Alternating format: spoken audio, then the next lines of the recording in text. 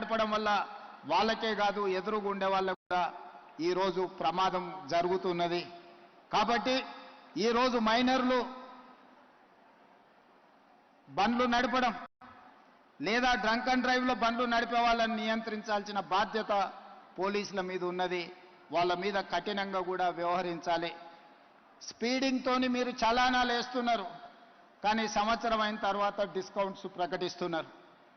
దానివల్ల ఎలాగూ తగ్గిస్తారు కదా, మళ్ళీ చూద్దాంలే అన్న వ్యవస్థ ఈరోజు ఒక సమస్యగా మారింది. అందుకే పోలీస్ సిబ్బందికి శాఖకు నేను సూచన చేస్తున్నా, ఈ చలాన్స్ వెయ్యడం అనేది వెయ్యకుంటేనే నియంత్రించి వాళ్ళకు అవగాహన కల్పించాలి. తప్పని పరిస్థితిలో ఎవరి మీదైనా చలానా వేస్తే ఒక్క పైసా తగ్గించకండి.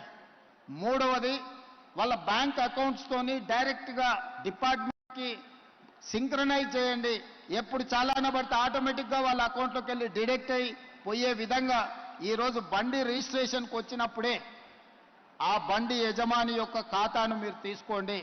బ్యాంక్ అకౌంట్ను అటాచ్ చేయండి. ఏ బండి అయితే స్పీడింగ్ చేస్తుందో, ఏ బండి అయితే సిగ్నల్ జంప్ చేస్తుందో, ఏ బండికి అయితే చలానా పడుతుందో ఆటోమేటిక్గా ఆ యజమాని అకౌంట్లో నుంచి నగదులు బదిలీ అయ్యే విధంగా మీరు ఈరోజు టెక్నాలజీని వాడుకోండి.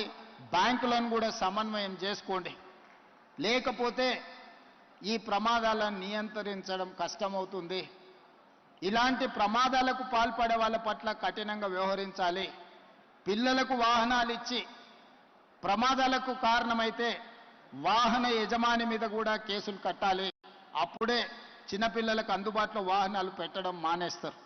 ఇవన్నీ జరగాలంటే ప్రాథమిక విద్యలోనే పిల్లలకు అవగాహన కల్పించాలి. ఈరోజు పోలీసుతో పాటు రవాణా శాఖకు సంబంధించిన వాళ్ళు కూడా హెవీ లోడ్ ఈ మధ్యకాలంలో చూసినాం. ఒక క్రషర్, ఒక టిప్పర్ హెవీ లోడ్తో తీసుకెళ్లి ఆర్టీసీ బస్సు